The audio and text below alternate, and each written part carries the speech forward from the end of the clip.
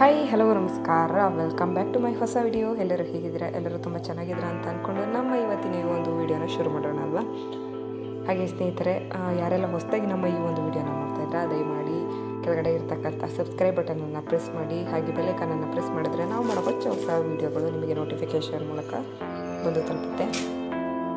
ಹಾಗೆ ನಮ್ಮ ಇವತ್ತಿನ ಈ ಒಂದು ಹೊಸ ವಿಡಿಯೋದಲ್ಲಿ ಮಸಾಲೆ ದೋಸೆಗೆ ಒಳಗಡೆ ಏನು ಹಾಕ್ತಾರೆ, ಕೆಂಪು ಚಟ್ನಿ ಹಾಕ್ತಾರಲ್ವ, ಆ ಒಂದು ಕೆಂಪು ಚಟ್ನಿನ ಸಿಂಪಲ್ಲಾಗಿ ಮನೇಲಿ ಹೇಗೆ ಮಾಡ್ಕೊಳ್ಳೋದು ಅನ್ನೋದನ್ನು ಈ ಒಂದು ವಿಡಿಯೋ ಮೂಲಕ ತೋರಿಸೋಣ ಅಂತ ಅಂದ್ಕೊಂಡಿದ್ದೀನಿ. ಈಗ ನೀವು ಒಂದು 4 ಗುಂಟೂರು ಮೆಣಸಿನ್ಕಾಯಿ ಹಾಗೆ ಒಂದು 4 ಬ್ಯಾಡಗಿ ಮೆಣಸಿನ್ಕಾಯಿನ ತಗೊಳ್ಳಿ. ಅದಾದಮೇಲೆ ಒಂದು ಗೋಲಿ ಗಾತ್ರದ ಹುಣಸೆ ಹಣ್ಣನ್ನು ತಗೊಂಡು ಒಂದು ಪಾತ್ರೆಗೆ ನೀರು ಹಾಕ್ಕೊಂಡು ಅದರೊಳಗಡೆ ಒಂದು 10 ನಿಮಿಷ ನೆನೆಯೋಕ್ಕೆ ಬಿಡಿ. ಅದಾದಮೇಲೆ ನೋಡ್ಬೋದು, ನೀವಿಲ್ಲಿ ಒಂದು 3 ಮೀಡಿಯಮ್ ಸೈಜ್ದು ಒಂದು ಈರುಳ್ಳಿನ ತೊಗೊಂಡಿದ್ದೀನಿ. ಅದಾದಮೇಲೆ ಒಂದು ಬೆಳ್ಳುಳ್ಳಿನ ಸಿಪ್ಪೆ ಬಿಡಿಸಿ ಇಟ್ಕೊಂಡಿದ್ದೀನಿ. 6ರಿಂದ 7 ಎಸಳಿನಷ್ಟು ಕರಿಬೇವು, ಹಾಗೆ 1 ಟೇಬಲ್ ಸ್ಪೂನಷ್ಟು ಜೀರಿಗೆ, 1 ಟೇಬಲ್ ಸ್ಪೂನಷ್ಟು ಕಡಲೆಬೇಳೆ, ಹಾಗೆ 2ರಿಂದ 3 ಟೇಬಲ್ ಸ್ಪೂನಷ್ಟು ಹುರುಗಡಲೆನ ತೊಗೊಂಡಿದ್ದೀನಿ. ಈ ಒಂದು ಪದಾರ್ಥಗಳನ್ನ ಮೊದಲು ಎಣ್ಣೆಲಿ ಹುರ್ಕೋಬೇಕು. ಆ ಒಂದು ಕಾರಣಕ್ಕೋಸ್ಕರ ಗ್ಯಾಸ್ ಸ್ಟವ್ನ ಆನ್ ಮಾಡೋಣ, ಅದ್ರ ಮೇಲೆ ಒಂದು ಬಾಣಲಿ ಇಡೋಣ.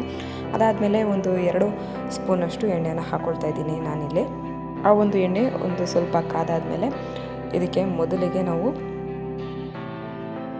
ಈರುಳ್ಳಿ ಹಚ್ಚಿಟ್ಕೊಂಡಿದ್ವಲ್ಲ, ಆ ಒಂದು ಈರುಳ್ಳಿನ ಫಸ್ಟು ಹಾಕೊಳ್ಳೋಣ.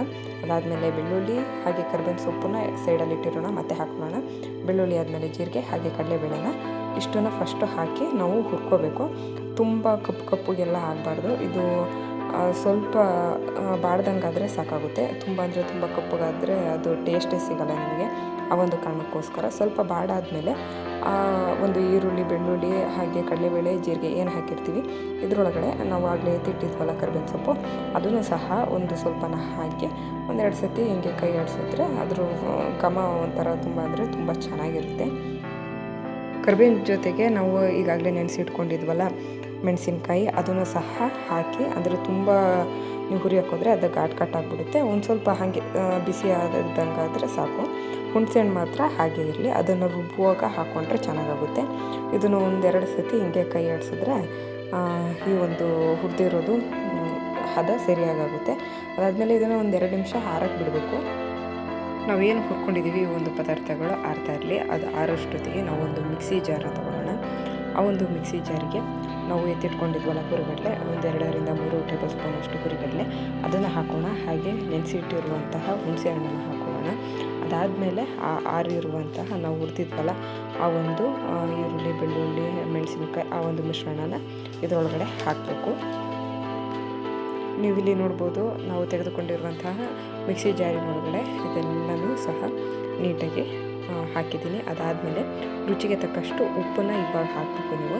ಅದಾದಮೇಲೆ ನಾನಿಲ್ಲಿ ತೊಗೊಂಡು ಹಾಕ್ತಾ ಇರುವುದು ಕಪ್ಪು ಬೆಲ್ಲದ ಪಾಕ. ಇದನ್ನು ಒಂದು ಸ್ವಲ್ಪ ಹಾಕ್ತಾಯಿದ್ದೀನಿ. ನೀವು ಬೇಕು ಅಂದರೆ, ಇದಿಲ್ಲ ಅಂದರೆ ಮಾಮೂಲಿ ನೀವು ಬೆಲ್ಲ ಏನು ಯೂಸ್ ಮಾಡ್ತೀರಾ ಒಂದು ಚೂರು ಹಾಕಿ, ತುಂಬ ಜಾಸ್ತಿ ಹಾಕೋಕ್ಕೆ ಹೋಗ್ಬಿಟ್ಟು ಸಿಹಿ ಆದಂಗೆ ಆಗುತ್ತೆ. ಒಂದು ಚೂರು ಹಾಕಬೇಕಷ್ಟೇ. ಹಾಕಿದರೆ ಟೇಸ್ಟ್ ಮಾತ್ರ ನೆಕ್ಸ್ಟ್ ಲೆವೆಲಿಗಿರುತ್ತೆ.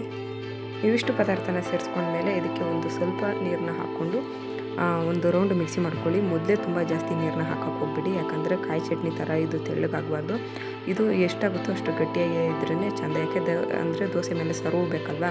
ನೀವು ತೆಳ್ಳಗೆ ಮಾಡ್ಕೊಬಿಟ್ರಿ ಅಂದರೆ ಅದರ ಕನ್ಸಿಸ್ಟೆನ್ಸಿನೂ ಹೋಗ್ಬಿಡುತ್ತೆ. ಆ ಒಂದು ಕಾರಣಕ್ಕೋಸ್ಕರ ನೀರನ್ನು ರುಬ್ಬುವಾಗ ಒಂದು ಸ್ವಲ್ಪ ಹಾಕ್ಕೊಳ್ಳಿ, ತುಂಬ ಜಾಸ್ತಿನ ಹಾಕೊಳ್ಳೋಕೆ ಹೋಗಬೇಡಿ. ನೀವು ರುಬ್ಕೊಂಡಾದ್ಮೇಲೆ ನೋಡ್ಬೋದು ಈ ಥರ ಒಂದು ಚಟ್ನಿ ರೆಡಿ ಆಗುತ್ತೆ. ಇದನ್ನು ನೀವು ರೊಟ್ಟಿ, ಇಡ್ಲಿ ಹಾಗೆ ದೋಸೆ, ಚಪಾತಿ ಇಷ್ಟಕ್ಕೂ ಹಾಕೊಂಡು ತಿನ್ಬೋದು. ತುಂಬ ಅಂದರೆ ತುಂಬ ಟೇಸ್ಟ್ ಚೆನ್ನಾಗಿರುತ್ತೆ.